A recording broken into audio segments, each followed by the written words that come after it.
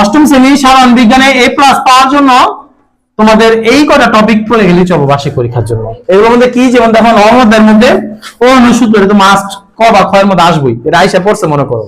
তারপরে বর্তনী, বর্তনী কয়টা বলো তো? দুইটা। বর্তনী কয়টা? দুইটা, একটা সমান্তরাল একটা কি সিরিজ।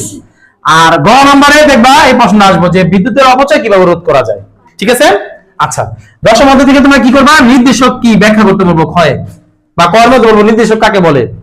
তারপরে এসিড ও ক্ষারের ব্যবহার, এগুলো ব্যবহারের মধ্যে আসে, যে এসিড এর ব্যবহার লিখো বা ক্ষারের ব্যবহার লেখো। ঠিক আছে?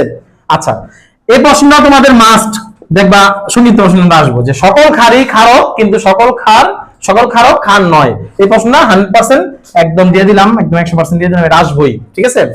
13 অধ্যায় থেকে আমরা কি পড়বো? বিভিন্ন খাদ্য উপাদানের অভাবজনিত রোগ ও প্রতিকার। এটা মানে কি? বিভিন্ন খাদ্য উপাদানগুলো কি আছে বলো তো? খাদ্য উপাদানগুলো কি কি? শর্করা, আমিষ, স্নেহ, ঠিক না? এগুলার সভ্যতা পরীক্ষা আসবো। আমি লেখার সহজে লেখার জন্য আমি এভাবে লিখছি। পরীক্ষা আসবো ধরো শর্করা বিষয় নিয়ে আসবো, গ নম্বর প্রশ্ন করবো যে এটার অভাবে কি কি রোগ হতে পারে, গ নম্বর গিয়ে বলবো এটা থেকে প্রতিকার কিভাবে পেতে পারি আমরা।